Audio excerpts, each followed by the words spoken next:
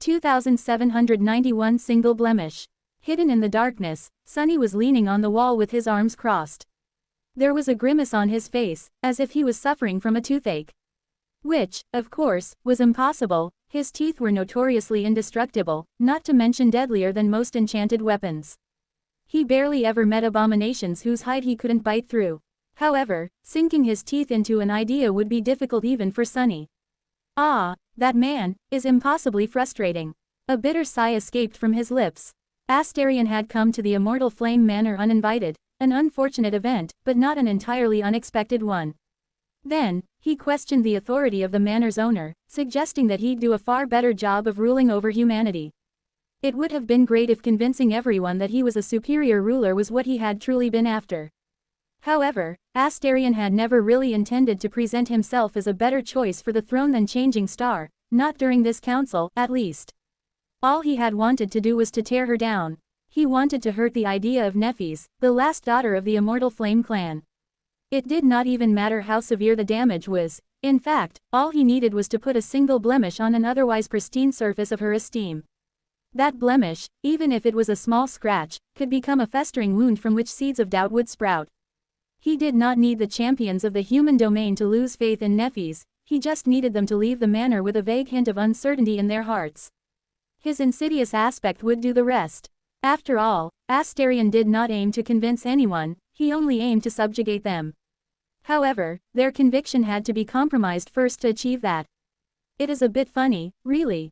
Once, a very long time ago, Nephis had told Sunny that she had no reason to settle for submission when she could have loyalty. Astarion was the exact opposite of her, only seeking submission with no regard to loyalty. That was why he had attacked her past and her actions. Mocking her achievements, mentioning the death toll among the sleepers of the Dark City, comparing her to the original sovereigns, revealing the truth of why she had joined Valor, none of these attacks were arguments seriously meant to discredit Nephis. They were just provocations, they were feints meant to mask the real blow. That blow was the fact that Nephis and Sunny had contemplated slaying the sovereigns before attaining supremacy themselves. They had indeed gambled with countless lives, almost sending hundreds of millions of people into the first nightmare. Sure, there had been extenuating circumstances. They had good reasons to have made that decision, and they succeeded, in the end. Their chances of defeating the sovereigns without becoming supreme had been exceedingly slim, to begin with. But that did not matter. Because people were not rational creatures. People were, first and foremost, creatures of emotion. And emotionally, the fact that Changing Star, an icon of benevolence and righteousness, at least in the minds of countless people, had actually made a callous decision to potentially sacrifice countless lives, felt like a betrayal. It certainly showed her in a different light. Sunny was not concerned about the people gathered in the Immortal Flame Manor, though. The saints, the distinguished masters, the seasoned government officers, they were the consummate professionals who kept the world spinning. Most of them had faced the nightmare of the spell and accumulated extensive battle experience. They had cool heads and knew how to keep their reason. They were also those who knew Nephis personally and understood the boon of having her watch over them on the battlefield better than anyone else. So, even if they allowed themselves to be rattled by what Astarion said for a short while, they swiftly regained their composure when Nephis began to speak. Their faith and allegiance to Changing Star were not going to be ruined so easily. But they weren't Astarion's true target, either. Sunny sighed, feeling truly restrained by the need to hide his existence from the world for the first time. If only he could involve himself in this battle of public opinion personally, if only he could face Astarion in the open and tear his arguments down. But he couldn't. I wonder which of Nef's guests are already under Astarion's control. There had to be some, no doubt. Hoping to keep anything a secret when so many people were involved was a fool's errand. And with the enemy actively wanting to spread the information as far and wide as possible, there was no doubt that what had been discussed in the Immortal Flame Manor today would fly around the world soon. It was when the words Astarion had spoken reached the masses that the true problems would start. The general population, after all, did not know Nephis personally. They weren't hardened by countless battles and did not possess the same cold-blooded rationale as the best and the brightest of the human domain. They had not been in the council chamber to hear the verbal exchange between Astarion and Nephis, and therefore would not be able to comprehend all its nuances. They would only hear two things. First, that Changing Star had concealed a great number of gravely important things from them, like the fact that the first supreme humans had emerged decades ago, as opposed to years, and that the great clans murdered Broken Sword. It wasn't quite enough to call Nephis a liar, but it was enough for many to question if she could be trusted. Second, that changing star had almost slaughtered hundreds of millions of innocent lives in pursuit of her revenge. And it was that last fact that would leave a deep wound on the idea of her. Sunny smiled bitterly. Isn't it ironic? He often claimed to be the most honest person in the world, but now, he was being wounded by the truth. Sunny sighed. How terrifying. 2792 Status quo. Astarion had said what he wanted to say. And Nephis had, too. In the end, the champions of the human domain were unconvinced. Their faith in Changing Star remained unshaken despite the Dreamspawn's efforts. As for their wariness of a new conflict between two supremes, on one hand, those fears were put to rest. It did not seem like there would be another violent war, at least not anytime soon. However, at the same time, it was clear that there was a deep animosity between their ruler and the last of the original sovereigns. More than that, even if Nephis had not outright called Astarion a threat, she made it clear that he was not an ally to humanity. That he could not be trusted.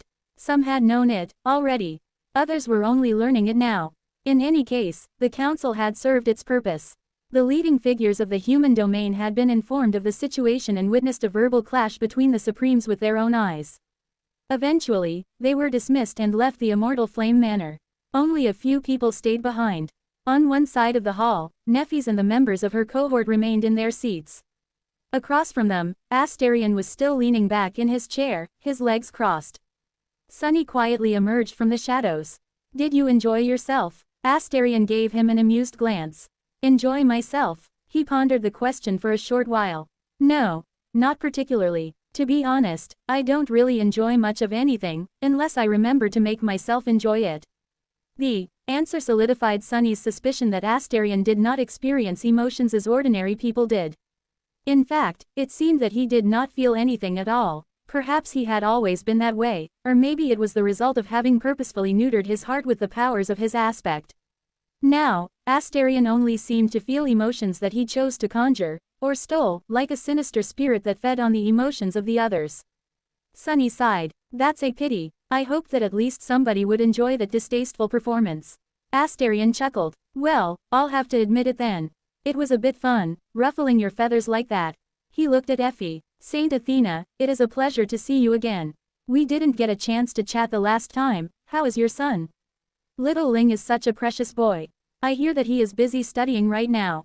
Effie regarded him in silence, then looked away with a somber expression. You really talk a lot, don't you? Astarion shrugged. Do I? Well, perhaps. I spent close to decades on the moon, after all. I couldn't even escape into the dream realm or be expelled from this dreary world by its laws, all because of the unholy thing that dwells there. And as you can imagine, it was not exactly a good conversation partner. In fact, all I could do was hide and pray that it doesn't find me, so, forgive me for finding joy in simple things like talking. He smiled. Ah, but you didn't answer my. However, at that moment, Nephis finally interrupted him in a cold tone. I just don't understand what you are counting on. Astarion looked at her in surprise. You don't? Oh, my, and there I was, thinking that I explained my plans quite clearly. Considering that you haven't been able to offer me any meaningful resistance, I'd say I am doing well. Nephis studied him impassively. So, what is your plan, exactly? Spread your influence slowly, enthrall more and more people, then drive me into a corner when all of humanity has become encompassed by your domain. Astarion grinned. Well, yes, roughly, that is the plan. She remained silent for a short while, then sighed. You weren't wrong, though. About me. About how I only care about my personal goal, that goal being conquering the nightmare spell. He raised an eyebrow. So, Nephis looked at him evenly. So what do you think I will do when humanity ceases to be my responsibility and becomes an obstacle that stands in my way instead? Astarion looked at her with interest. What, will you burn all these pitiful people that you've chosen to protect to ash? Nephis just stared at him silently. Then, she raised an eyebrow. You think I won't? A faint, eerie smile twisted her lips. Astarion seemed to frown a little at the sight of that smile. He chuckled. Don't tell me that you took what I said about you being the star of ruin seriously. Then again, I guess extinction is also a change. He lingered for a few moments, then shrugged. I guess we will see when the time comes. You will be a supreme only in name by then, anyway, while my domain will have become staggering and immense. With a domain like that, even dealing with carriers of divine aspects like you three shouldn't be much of a problem. Astarion shifted his gaze to Sunny and studied him with a look of regret. Of course, I'd much prefer to devour you instead of simply destroying you. But, to be honest, I have never enthralled a supreme before. I am not even sure that it's possible. We'll see about that, too. With that, he rose from his chair and looked at them, his gaze lingering on Cassie for a few moments. Then, Astarion bowed. So, what do you think? Do you regret making that bet yet? Chuckling quietly, he turned around and walked out of the hall, leaving an oppressive silence behind him. As soon as Astarion disappeared from sight, his shadow seemed to vanish from Sunny's senses, as well, as if it had never existed at all. He let out a heavy sigh. This went about as well as expected. Do you remember how we wanted to stall for time while searching for a way to deal with that creepy guy? Sunny turned and looked at his friends with a dark expression. I think the time we thought we had was just reduced by half.